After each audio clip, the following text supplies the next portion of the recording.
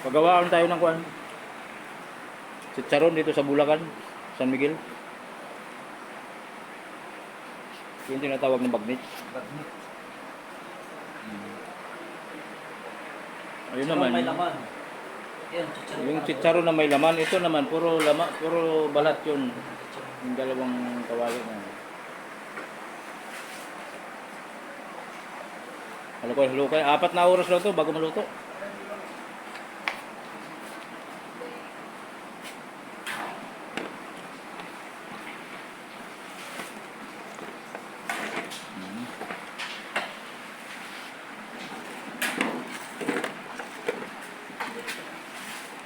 Nagtrabaho ka pala nga dito dati? Dati ako nagnegosyo nito. Huh? Yung Nagluto ka talaga? babae yung ate. Yung asawa niya. Oo. Dati pumahipod. Ngayon, nag-operate ka ng pagawaan. Tagang dekada na. 95. Ganun? 97 no, 95. May blower pala yan bro. Hindi control lang sa akin. Ha? Pwede rin mo na. May blower eh kasi may hangin eh. Walang blower na rin. Walang blower? Basta nang nilalaglag yung abuan, abo? Kontrolin mo yun ito. Yung drum. Ah, magtatakpan para hindi siya kuan. Hindi mo siya malakas. Malakas.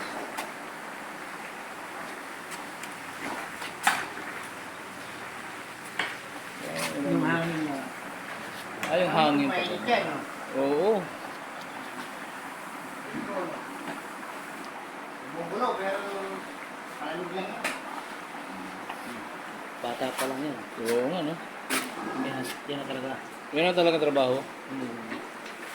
Pero Tinulada ng niluto eh.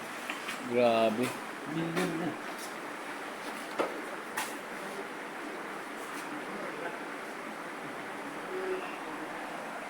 Grabe pala yung factory dito sa Bulacan ng chicharon no. Mas maganda pa Ang bagnik. nagpapalsa na pag nagchicharon yan. Ha?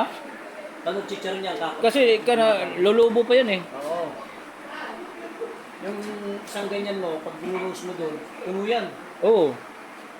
Ganun yan. Ito wala pa. Papalitan pala ng mantika yan, hindi na. Okay, yan. Hindi, pagka nagkuhan sila, salang uli ng panibagong pangpangat na, pangpangat. Panibagong mantika. Hindi. O ganun pa rin.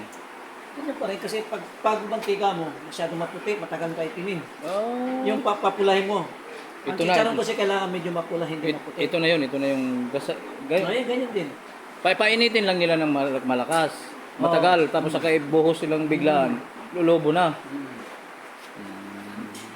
Yung pagpapaalsa ka, kakaupos ng mantika yun, kaya meron sila nakantabay. Dahil yung iba, bumibili pa ng taba yan. Patatabayin yan. Yan, katulad yan, may taba, di ba? Oo. May nakukuha pa dyan ng konti mantika. Pinahidagay ka dito. Grabe pala tong negosyo na to. Gusto kong gayahin to sa amin sa Surigao. Surigao. Uwi ako ng Siargao. Ito magiging negosyo ko, no? Mayroon daw silang kuwan doon eh, supplier doon sa Butuan eh. Kasi sa Butuan naman sila dati. Di ba? Dito po, nakarating na po. Talaga? Surigao na yun. Oo. Dinadaanan lang yun. Oo nga. Napuntang butuan. Oo, pag galing ka Maynila, dinadaan lang yung Surigao. Yung mag-tracking ka, di ba? Nagdi-deliver kami din yung mga convenience store ng DCCS. Kami nag-supply doon. Ayos ko. Gandang negosyo to.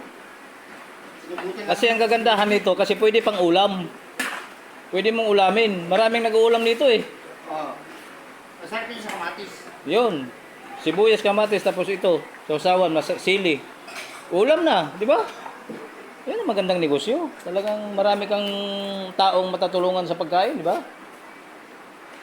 Tsaka matagal pa masira, di ba? Katayan. Kasi pag naluto yan, ilang buwan yan bago masira.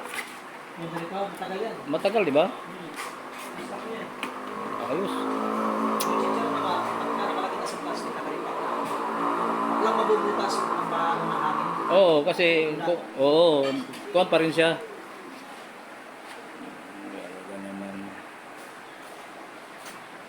Ganyan lang po dito. Ganito pala ang design para gumawa ng kuwan. Ito yung pugo na yan. Ang apoy nito, ibagsak mo lang yung kuwan na yan. Pero, gagawin niya na yung iba niyan. Ayan. Mayroon palang butas yun para magkakaroon ng supply. Yan lang yung binubusa ko sa ako. Oo, dito yung sako tapos may butas din. Ganun mo lang para babagsak yung kuwan. Tipid kasi yan kasi sa kahoy. Oo, ganun ba?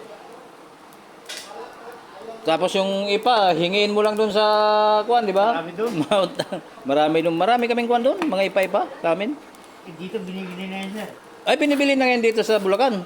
Yung Bumenta ipa. nga yan sa ako niya. Ay, putas. Punta lang doon sa amin sir. Wala, tinatapon na yan, oh.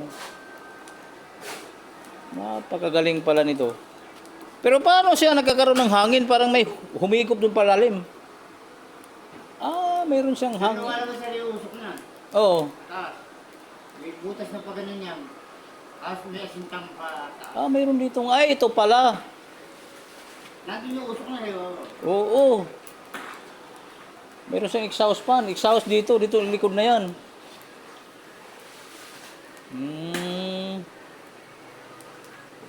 Galing ah.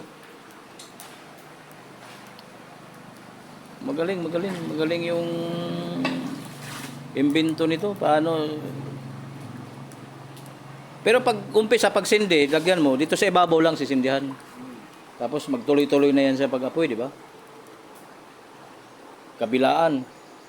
Tingnan sir dito yung usok na. Yeah. Dito tayo sa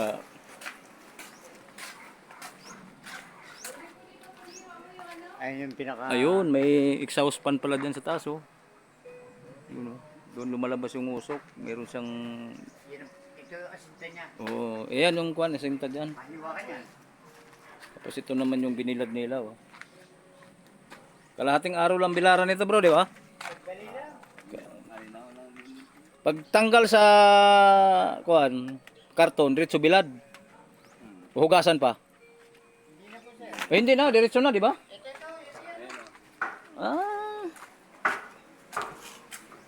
Ayun yan, kahapon lang binabayan. Okay. So, pag Hihilo pa sir. naghihilo pa, so diretso bilad na. Oo, diretso bilad yung bukas. Pambukas na isang Pambukas na to. Ang dami kong stock ko. Okay. Hanggang inabot anong oras ka natatapos nito pagluto? Mga hapon, gabi. Pambukas na umaga. Diretso pag nag-operasyon. Wala palang pahingaan to. Ganyan lang, pagka inanto ko na, tulog ka na. Pag nakapalsa ka, Paano pag natutong yan? Hindi mo mawala yan, tutong na pala. pag may sira mo, makakagalitan mo doon. Kaya nga eh. Dapat talaga Kanayan lang, trabaho na yun. Kaya nga eh. 2 taon ako nag-sitar sa Mindanao. Ikaw pa magtadtad, ikaw pa magluto. Lahat sali, all around. Yan, si pare nga lang kasama ko yun. Magkasama kasi yan ng asawa niya. Ganun ba? Kaya marunong din mag-sitar niya. Kaya nga eh. Magandang negosyo ito. Marami kang matutulungan na tiyan na mabubusog dito. Kung bibili ako sa latex dito, 300 eh. May nagtinda doon na ako eh. 300. Favorito ko to. Kaya first time kong makakakita ng paggawaan talaga Sarap nito. niyan yung nagpapalso yung bagong luto. Di ba pagka hinango na yan, papalamigin mo na. Tapos papainitin to. Pagka bigla mong binuhos sa mainit na tubig, biglang aangat, di ba? Oo. Unti-unti lang yan, yan yung panghang. Oo, tama. Ililipat mo doon sa isang balde, di ba? Ganyan. Oo, tama. Ganyan pa ng technique. Ganda to, maganda.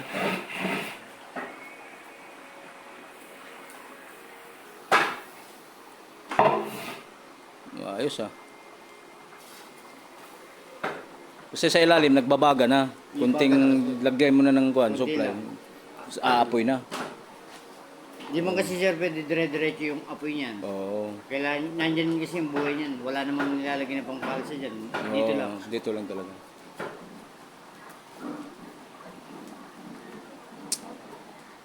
First time ko makakita ng ganito. Dito sa paggawa ng... Hindi lang natapatan na maraming luto dyan. Kaya nga eh. Sabi ko sa Alan kanina, umpisa sa amin na, bro, doon tayo sa paggawa ng kwan sa kwan ko. Sa Bulacan, punta tayo doon. Alas 6 pa sana kami nandito magbiyahe. Inaabot ng, kala ko di matuloy, alas 9 eh. Nag-umpisa kami doon bumiyahe sa Fairview, alas 9 na. Lumabas kami ng San Jose, Bulacan. 3 beses pa ako nasiraan, hindi na umandar po. Parang yung makina ko, yung higop ng gasolina, nawala ng gasolina, mawawala bigla yung makina. Andar.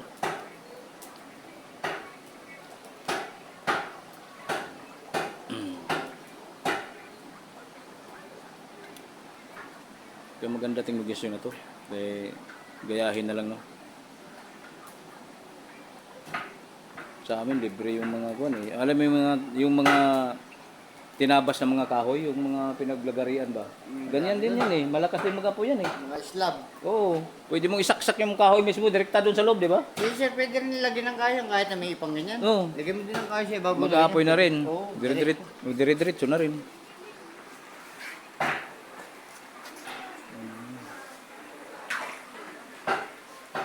Squatre, sister niya. Mamaya sa 4, no? Magiging... Sister niya. Oo. 3:30 lang ang balas niya. Mamaya, pagka naluto na yan, papahingayin lang konti, palamigin, tapos biglang bagsak na yung kuan. Malakas na apoy. Walang tigil yan, di ba? Hindi naman tinatanggal yan, yung mantika lang. Yung laman lang tinatanggal. Diretso yun. Diretso ang init ng mantika.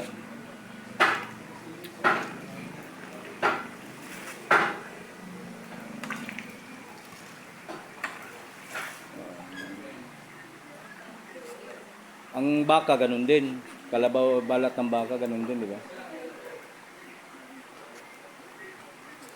Matagal na pakaluan din. Ang negosyo po kayo din. Oo. Ganda dun sa Bukas Grande Island, sa Socorro. Walang ganyan dito, doon eh. Tapos dispose mo sa Siargao, yun ang market po sa Siargao. Maraming kumakain ng chicharon doon eh. Pagkain lang wala doon. Ang dami ng foreigner ngayon doon. Oo. Meron din po kasing sa Siargao, meron din pong Davao Central Convenience Store. Oh, nandun sila. Apat po yung store doon eh. Doon, mayroong bagsak din sila doon. Galing sa inyong dati, yung mga supply. Kasi yung lupa ko doon, malapit sa dagat eh.